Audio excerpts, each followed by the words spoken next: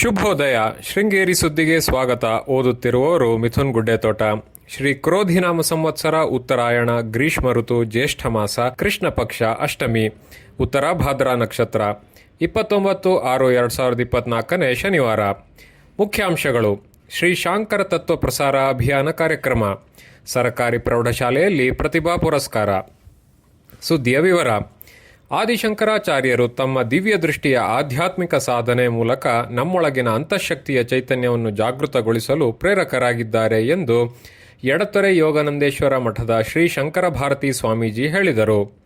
ಅಡ್ಡಗದ್ದೆಯಲ್ಲಿ ಗುರುವಾರ ಏರ್ಪಡಿಸಿದ್ದ ಶ್ರೀ ಶಾರದಾ ಪೀಠದ 36ನೇ ಜಗದ್ಗುರು ಶ್ರೀ ಭಾರತೀ ತೀರ್ಥ ಸ್ವಾಮೀಜಿಗಳ ಸನ್ಯಾಸ ಸ್ವೀಕಾರ ಸುವರ್ಣ ಮಹೋತ್ಸವದ ಅಂಗವಾಗಿ ಶ್ರೀ ಶಾಂಕರ ತತ್ವ ಪ್ರಸಾರ ಅಭಿಯಾನ ಕಾರ್ಯಕ್ರಮದಲ್ಲಿ ಆಶೀರ್ವಚನ ನೀಡಿದರು.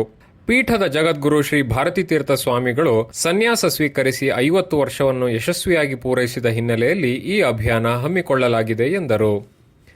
ತಾಲೂಕಿನ ಭಜನಾ ಮಂಡಳಿಯ ಕಾರ್ಯಕರ್ತರು ಶ್ರೀ ಶಂಕರಾಚಾರ್ಯ ವಿರಚಿತ ಕಲ್ಯಾಣ ವೃಷ್ಟಿ, ಶಿವಪಂಚಾಕ್ಷರಿ ನಕ್ಷತ್ರಮಾಲಾ ಸ್ತೋತ್ರ ಹಾಗೂ ಶ್ರೀ ಲಕ್ಷ್ಮೀ ನರಸಿಂಹ ಕರಾವಲಂಬನ ಸ್ತೋತ್ರ ಪಠಿಸಿದರು.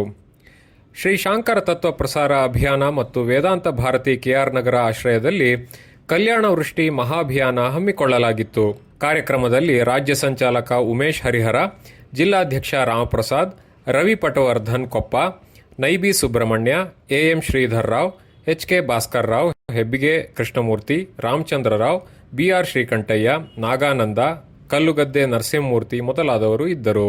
ಅಮೃತ ಮಹೋತ್ಸವ ಆಚರಿಸಿಕೊಂಡಿರುವ ಸರಕಾರಿ ಪ್ರೌಢಶಾಲೆ ಎಸ್ಎಸ್ಎಲ್ಸಿಯಲ್ಲಿ 100% ಫಲಿತಾಂಶ ಗಳಿಸಿ ಉತ್ತಮ ಸಾಧನೆ ಮಾಡಿದೆ ಎಂದು ಶಾಲಾ ಸಮಿತಿ ಅಧ್ಯಕ್ಷ ಆನಂದಸ್ವಾಮಿ ಹೇಳಿದರು.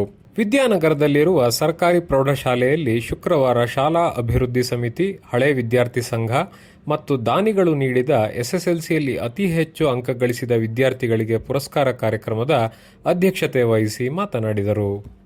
ಉಪಪ್ರಾಂಶುಪಾಲ ಶಶಿಧರ್ ಮಾತನಾಡಿ, ದಾನಿಗಳು ನೀಡುವ ನಗದು ಪುರಸ್ಕಾರವನ್ನು ವಿದ್ಯಾರ್ಥಿಗಳು ಶಿಕ್ಷಣಕ್ಕಾಗಿಯೇ ಬಳಸಬೇಕು ಎಂದರು.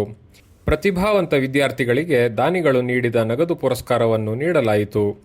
ಕಾರ್ಯಕ್ರಮದಲ್ಲಿ ದಾನಿ ನಟರಾಜ್, ಸುಧಾಕರ್, ಅಭಿರಾಮ್, ರಾಜೇಶ್, ಮೈಮುನ್ನಾ, ಪೂರ್ಣಿಮಾ, ಪದ್ಮಾವತಿ, ಪ್ರಕಾಶ್ ಮೊದಲಾದವರು ಇದ್ದರು.